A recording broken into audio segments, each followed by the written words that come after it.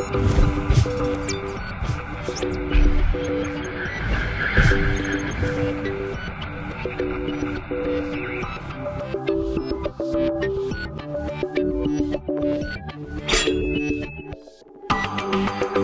everybody, and welcome back to the after show for episode number 85, the Feral Druid interview with Pawkets and Stenhaldi for the Warlords of Draenor. Welcome back. We're gonna take some questions from chat. Hello, gentlemen. Hello. Hey. Hello. Hello. How to doodles and suchness. All right. If you have questions, you can send it to us on Twitter. Or, of course, post them in chat. We'll be here until 6:30. So, don't miss your opportunity right now. We're already asking about pies and stuff, so if you have questions... No pie questions. No pie questions, yeah. FinalBossTV on Twitter, of course. Or right here in the chat, whatever you want to do. Whatever you want to do. We'll let the cats back in. Yeah, the cats must be outside right now. Yeah. Would you consider COS if you were down to healer? What's COS stand for? Closet Trivella. It basically because it increases your healing by 5%. But no. Oh, no. We'd consider Heart of the Wild. Yeah. Heart of the Wild for an extra, like, cooldown oriented thing? Okay. Although if you're down a healer, you're probably better off having someone have, like, a hybrid switch to a healer rather than try to patch it with Heart of the Wild. Oh, yeah. Yeah. You know, you could, yeah. There you go. That's not something we're very good at in terms of saving the raid with our awesome heals. Right. Well, Lodge, get it over on the right Twitter, my friend. Goodness gracious, great balls of fire. Oh, most important question. Molten Fire Kitty or Base Kitty? I don't even know what base cat looks like. Because of what? Huh? Because you're always the Fire Kitty? Oh, base kitty. I thought you were talking about your cat. No, like base. Base. You could see how I got base confused. kitty. Base. I Like would go normal cat form. I would go normal cat. The fire cat's cool. It's good for changing it up, but honestly, the face on the fire cat is just like weird. When do you see your face? You don't, but I don't know. It's just Yeah, I like the ordinary cat form, no armor. Okay. although it is pretty cool when your incarnation bugs out and you get stuck in armor all the time. I don't know why that happens, but sometimes. Ah. They might have fixed it. It hasn't happened to me forever. So why did you guys choose to main Feral? We went over that at the beginning of the show. I guess if you guys want to recap that real quick, why you guys chose Feral Pockets? Yeah, so I like complex specs. I like specs that I can push myself to improve at even after I've done the fight 20 times, because I think it increases my focus on farm content. It's harder to burn out when you're more interested in playing your spec well every week, whereas a simpler spec where you kind of get it mastered after, you know, by the time you kill the boss, you already know what to do and you can execute it pretty well. That's more boring to me. Sten?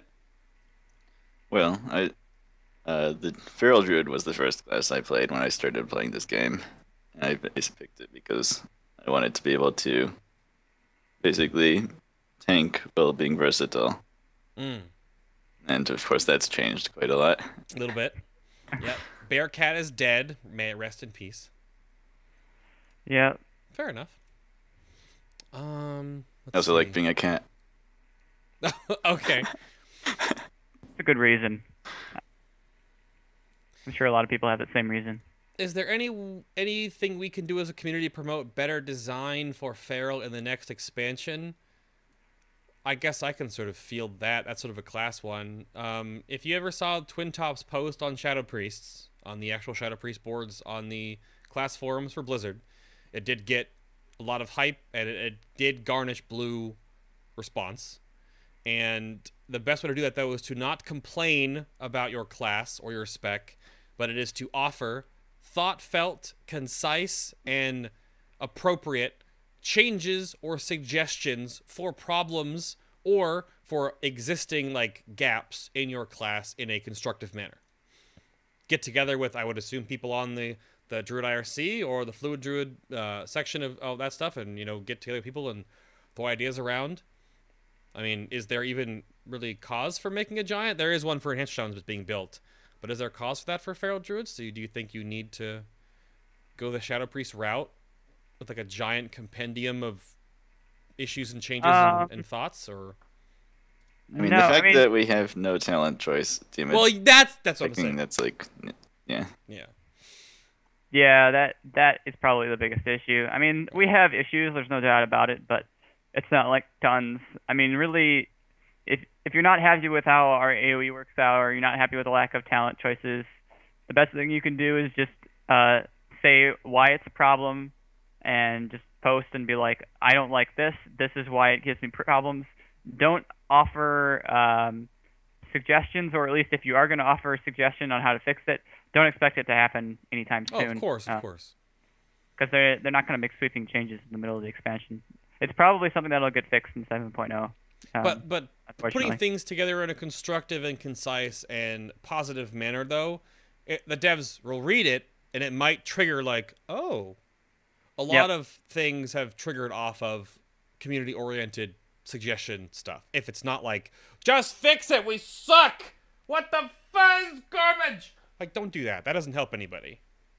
Yeah, I mean, really, you want to be post thoughtful, concise feedback, and just make sure that they're aware of the problem. I mean, they probably are, but see what Kenny wrote in about wall of text posts. Being concise is important. Of course. I hope that Blizzard isn't specifically rewarding people for going really long-winded. Yeah, I mean, the Shadow Priest post, I wouldn't really call it a text wall. I mean, it was concise. It's just they covered a lot of points. All the points covered concisely. And so that's why it got a response, is because they recognized that Twin Top and the other people that contributed into constructing that could address the issues in a concise manner and in a thoughtful way. Our tier 18, this comes from Luge on Twitter. Our tier 18 bonus is strong enough to warrant dumping Mythic T17 regardless of eye level, or just stick to higher eye level tier 18. I'm assuming like normal tier 18 from tier 17 Mythic, or just waiting to heroic for the actual eye level boost. Before they nerfed them in like 2 builds ago or whatever, the hot fixes, it was worth dumping Mythic for normal. By a pretty significant margin. I imagine it still is, but like I mentioned earlier, the current 2-piece is really valuable on AoE. So if let's say you got 4-piece normal, you probably wouldn't want to drop that in a place where the current 2-piece is very strong. But for single target, yeah, you could definitely put on normal gear, and it should be an upgrade. I haven't run Sims since the change, though, as far as that goes. But heroic and up is definitely a large upgrade. Comes from Paul on Twitter. For Blackhand, do you think the strict raid comp requirements lend to the numbers of kills, and do you feel it was a fail design?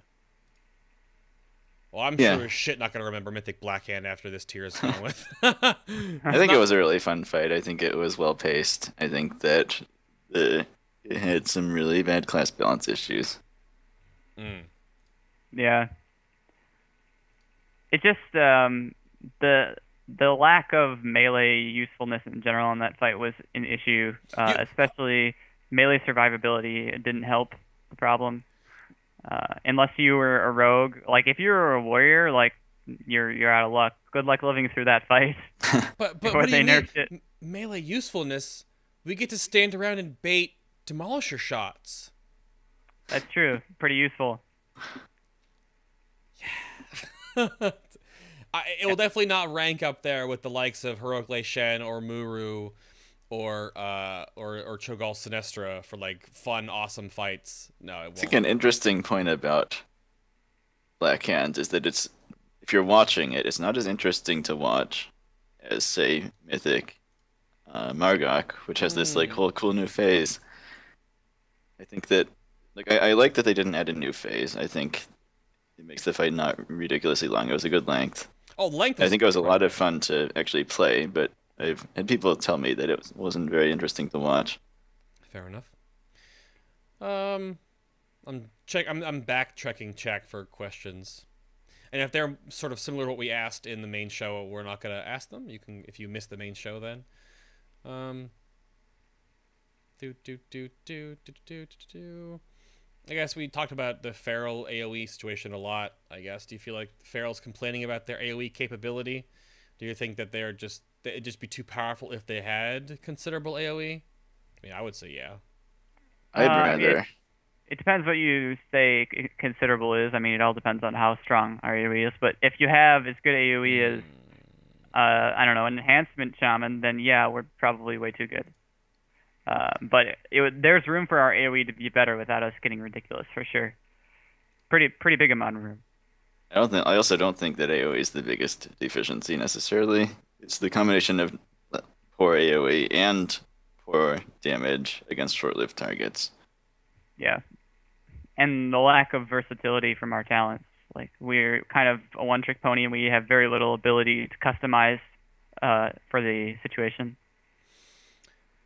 Are there any weak auras, or add-ons, I guess? Are there any weak auras that you think are very helpful for Feral Druids? And if so, do you have links to them? Well, I still use my lead strength tracking weak aura, although it's not quite as useful as it used to be. Mm-hmm. Do you have any resources on Fluid Druid maybe you want to plug? Yeah, for sure. I use a weak aura display I made in beta, WAD beta, and spent like a long time working on it on the beta to get everything ironed out. And basically has, I don't know how to describe it really, but it has like trackers for all the snapshots and all the bleeds and energy bar and combo points and dot timers and stuff. So oh yeah, pretty solid setup if you want like a all-inclusive sort of thing. Yeah, get that in chat. You have it? Yeah. Yeah. Make sure I have it in Skype too, so I can put it in the YouTube. Sure.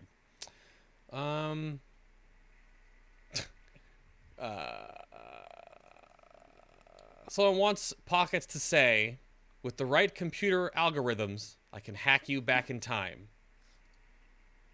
Am I a bad person if I don't know what that's from? I have no idea. Okay. Came in from Arcanimus on Twitter as well as Blanketed in chat. All right. With the right computer algorithms, I can hack you back in time. Is that good? I don't know. That'll be cut from this show and used maliciously, I'm sure, by some reason. Good. I like it. There's worse things you could say that could be used maliciously than that. Oh, of course. I'm sure. Now that you guys can cast Rejuve in cat form, do you cast Rejuve? All the time. Yeah. Yeah? On yourself or other people? On yourself? Both. I mean, if you cast it on... I mean, not on myself if I have Prima Scenarios, because it'll cast on me automatically. Right. Yeah, one of the things I did is, last expansion, you used Fairy Fire to put up the armor debuff, and it only lasts 30 seconds. And since that's gone, I basically was like, well, how am I going to get used to using Rejuve? So what I did is I just took Fairy Fire off my bar and put Rejuve in that slot. And it works actually pretty well, actually, because I was already used to pressing that key whenever I had downtime. The only problem was I ran out of mana for like 3 months after doing that. But it's worked itself out now. It's kind of funny how long it took for my muscle memory to adjust to not press it too much. Oh, I just kept casting Fairy Fire.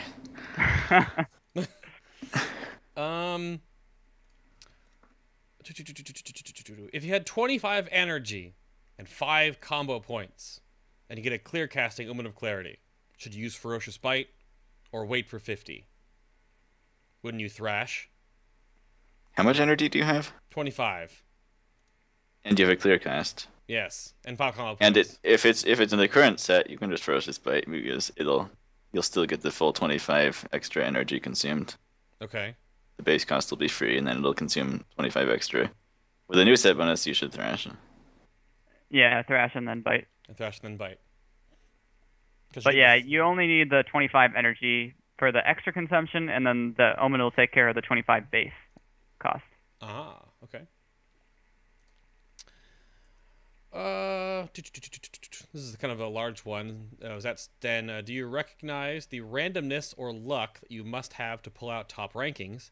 Depends a lot on Omen of Clarity, clear casting procs. Example for Gruul, a 340 fight.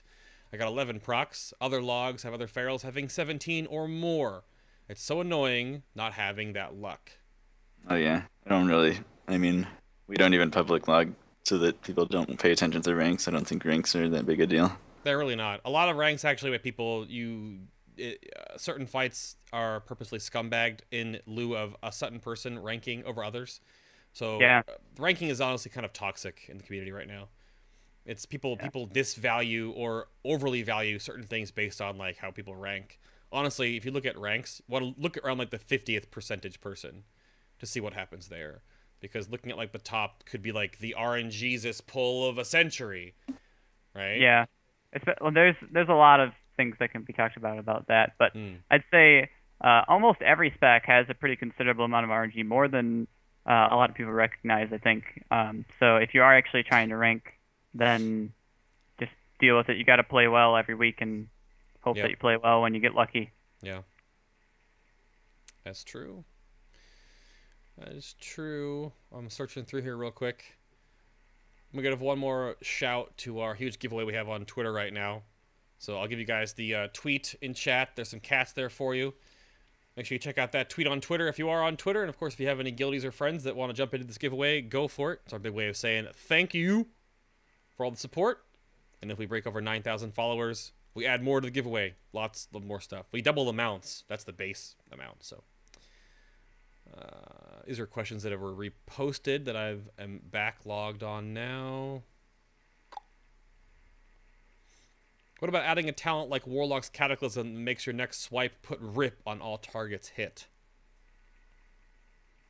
That sounds insane, and like it wouldn't really solve that many issues. It sounds insane and not good. Is that what I just translated? Well, because you're backloading all the damage across the 24-second window, so sure. Like our AOE on targets that live 24 seconds is already fine. Like it doesn't need to be better. So it's not really going to help you in any situation where you're struggling. Fair enough. Although it would be, for something like Iron Maidens, it would be crazy, which is something we're already good at. You could suggest tons of different talent ideas or changes to things. But that's the whole point about making it concise, putting it together, and putting it in a constructive manner. Because the devs can't think of everything. And it's the same way in like a film where while there are multiple producers and co-producers to go over the script because you don't think of everything yourself as a director. So, oh, cool. So that's the Fluid Druid post. Toss that up in Skype too for me if you could, please. Yep. Stenhaldi, why is your UI so crazy? I like to have a lot of information available. Yeah, is it a little overwhelmed? I mean, I have this new stuff in the top right corner, like every debuff on the target. I don't really. There's something I normally look at. That's why it's in the top right corner. But if I need to see the debuffs on the target, then I can look there. And especially, I can look there when I'm watching my replays, for example, and see it, and makes it easier to see any issues. Got you. Fair enough. How do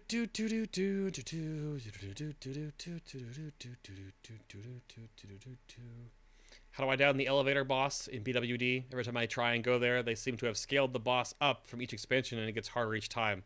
I think I have Displacer Beast. Displacer Beast. That's what I was gonna say. Yeah. Or Glider.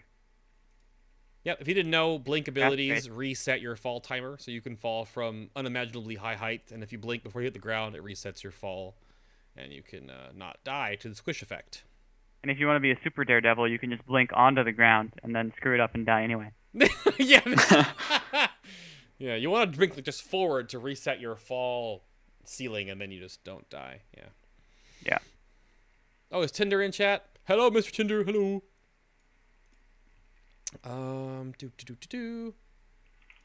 Will I teach you how to Dougie? Sorry, not happening.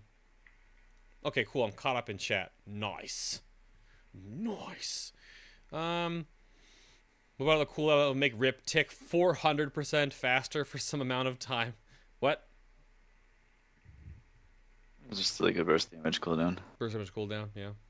That'd be cool. Yeah, I mean, Rip would be what, 6 seconds then? Yeah, that would work. I mean, that would be a big single target. I don't know.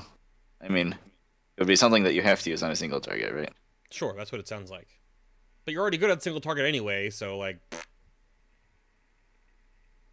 It would help with the single target. Like if an ad spawns that needs to be blown up, you just put a rip on it and accelerate it, and it takes the whole rip in 6 seconds. It would work. I guess. Yeah, that's what I was thinking of, or that's what I'd think about. But Gotcha. I'm not sure if that's the best way that you could fix the short-lived targets issue, because it has a lot of other implications with how the spec works on single target and patchwork and stuff. Wait, so Tinder's actually saying that the first hit of Rake is still a bleed, though, right? But it's not actually part of the bleed for the dot, right? Not part of the dot, but it deals bleed damage. Bleed deals land damage, right? Okay. Right. Yeah. So if the dot's already up and you rake, it'll still do the direct damage, but it's bleed damage. It's not physical damage. Well, it is physical damage, but yeah, it's not mitigated by armor because it's bleed. Okay. It's kind of convoluted. Cool. Yeah, we answered a bunch of questions obviously during the main part of the show. The show was like an hour and 40 minutes long. So if you missed part of that, you can go check and click on that one. The links are always up here if you're on YouTube right now too. So, all right. Another minute or two. No more questions on Twitter, anybody? No? No? Just retweets for the giveaway. Good. Cool.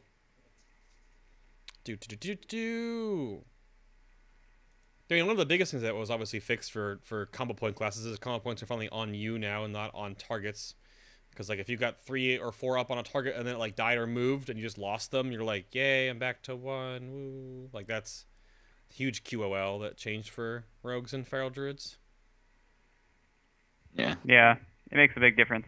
I mean, it's no different in a weird, like, devil's advocate standpoint than like shadow orbs or holy power. Yeah. It's just even- removing even- a restriction even we chi. had that nobody else had, pretty much.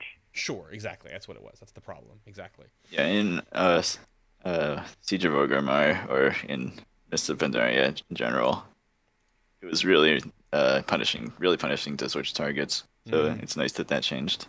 Right, exactly.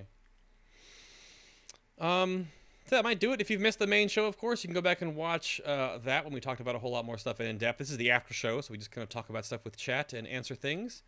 Oh, one more. How about adding the ability to consume combo points to deal burst AoE damage? That's sort of a similar issue that was suggested for Shadow Priest, that you can use combo points on like a Mindseer-esque ability. Like, what if you could use your combo points on like a different like Thrash or something? Yeah, that'd be okay. I mean, it's an think option. The big issue with our AoE, or at least the obvious thing, is that last expansion we were like super bleed focused and like almost not direct damage focused at all.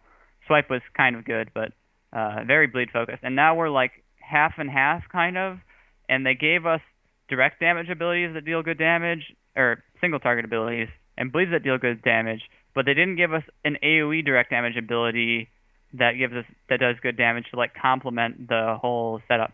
So we're left with like only periodic damage things for AoE, which kind of puts us in a weird place.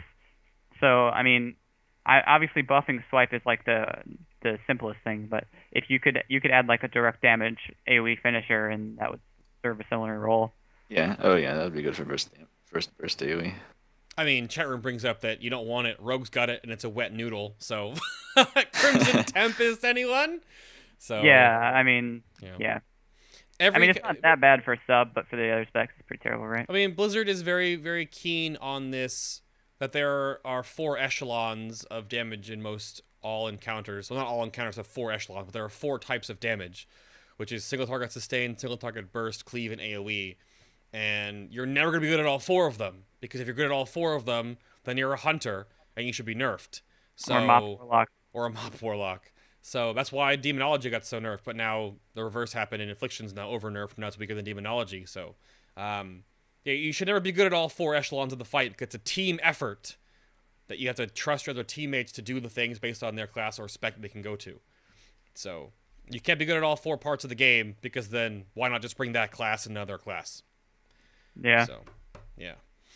Well, but yeah, I think it's time for the second round of the button. Here it comes. Boosh, there it is. Thank you all so much for tuning in to episode number 85's After Show for Feral Druids. Here on FinalBoss.tv. Of course, next week is going to be either Mage or Warlock, depending on scheduling. Stay tuned on our Twitter and our Facebook for details on that. But of course, our guests today were, first time on the show, we had Pawkets. You can go follow him on Twitter at PawketsWow. Thank you, sir. Good luck in Tier 18. Thanks. Should be good to see how Druids fan out in the last couple of weeks. Yeah, I'm really looking forward to it. There's a lot still that we're not sure about in terms of how well we're going to do, so it'll be interesting. Yeah, you're not wrong. Right there. Yeah. Returning from the Mr. Pandaria Junket, we had Stenhaldi. Good luck, sir. Hopefully you guys don't raid too hard. Thank you. You can follow him on Twitter at Stenhaldi. Or in of course, the IRC or the Fluid Druid forums over there. Thank you. Yep. Good luck to you, sir. I got my pom-poms ready. They'll be here before the Mythic starts, don't worry. And, I look forward to it. I'll post selfies with one pom-pom. Yeah! Should be good to see how the raid forms up. I still think it's going to be 3 weeks or 2 full resets before everything's dead, so we'll see how it works. But, yeah, again, next week, Mage or Warlock, send your questions in now to the Ask a Boss button down below.